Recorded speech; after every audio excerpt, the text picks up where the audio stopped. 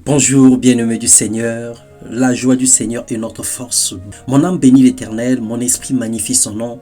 Par son amour, il nous fait du bien, il nous protège et brise nos liens. Qu'il soit loué pour l'éternité, notre Père et notre Dieu, notre Seigneur et notre souverain sacrificateur qui s'est donné pour nous. Une fois de plus encore, bonjour, bienvenue dans notre partage quotidien. Ce matin, nous allons partager la parole de Dieu et nous allons partir sur le thème « L'amour pour Dieu ».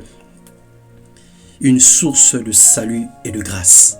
Lorsque nous lisons dans Romains, le chapitre 8, le verset 28, la Bible dit « Nous savons du reste que toute chose concourt au bien de ceux qui aiment Dieu et de ceux qui sont appelés selon son dessein. » Il y a plusieurs types de situations qui peuvent arriver dans la vie d'un enfant de Dieu. Chacune des situations a une origine bien connue ou même méconnues.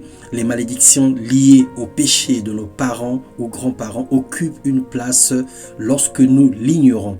Et c'est ce point spécifiquement que nous allons discuter ce matin. Nous allons nous apitoyer sur ce sort-là. Dans Ésaïe 14, le verset 21, la Bible déclare « Préparez le massacre des fils à cause de l'iniquité de leur père, qu'ils ne se relèvent pas pour conquérir la terre et remplir le monde d'ennemis. » Voilà ce que le diable projette comme idée, ou encore voilà ce que le diable fait comme un plan pour massacrer les fils à cause des erreurs de leur père. Jérémie 29, 11 nous dit par contre que Satan et son royaume font des complots contre nous.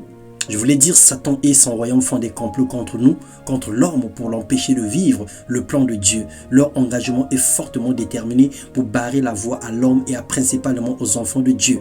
Mais le Seigneur a pour tout homme les projets de paix et de bonheur pour lui donner un avenir et de l'espérance, nous disait Jérémie 29, le verset 11.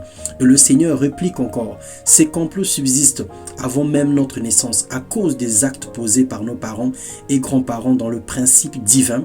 La vie continue de génération en génération. Selon Exode 20, le verset 5 au verset 6, on parle de la malédiction des pères qui atteint de la première jusqu'à la quatrième génération de ceux qui désobéissent. Dieu dans sa puissance a fait que toute chose, bien entendu, bonne comme mauvaise, concourt au bien de ceux qui aiment Dieu. Autrement dit, toute chose concourt au mal pour ceux qui n'aiment pas Dieu. Alors lorsque nous aimons Dieu, lorsque nous avons l'amour pour Dieu, c'est une source de grâce et de salut parce que cela nous emmène à avoir de la victoire sur les œuvres de l'ennemi, sur les plans malheureux de Satan, sur les plans diaboliques, sur tout ce que les sorciers, les magiciens, les incanteurs, tout ce que les envoûteurs projettent contre nos vies. Tout ce qu'ils ont placé sur notre passage sera nul et sans effet parce que nous aimons Dieu. Et c'est sans doute à cause de nos actes et de nos œuvres. Donc l'amour de Dieu changera ta destinée de malédiction en bénédiction. Aimer Dieu, c'est aimer son prochain.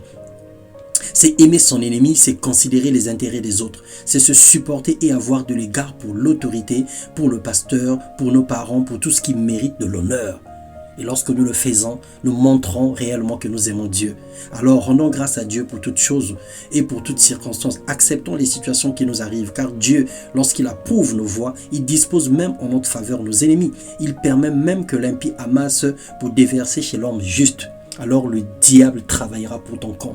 Il va faire des projets, mais en fait ces projets vont bénir ta vie. Lorsqu'on emmenait Jésus à la croix, il croyait qu'il était en train de mettre Dieu au chaos, mais au contraire, il a emmené Jésus à la croix pour nous donner la victoire. Ce fut certes un malheur, ce fut certes une tristesse, mais cette tristesse a été changée en cri de joie.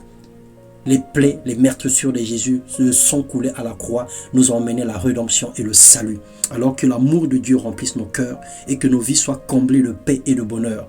Aimons le Seigneur, servons-le, aimons nos prochains et faisons la volonté de Dieu. Que Dieu vous bénisse, vous fasse entrer dans votre destinée et qu'il vous fasse entrer dans une saison de récolte immense au nom puissant de Jésus-Christ. Amen.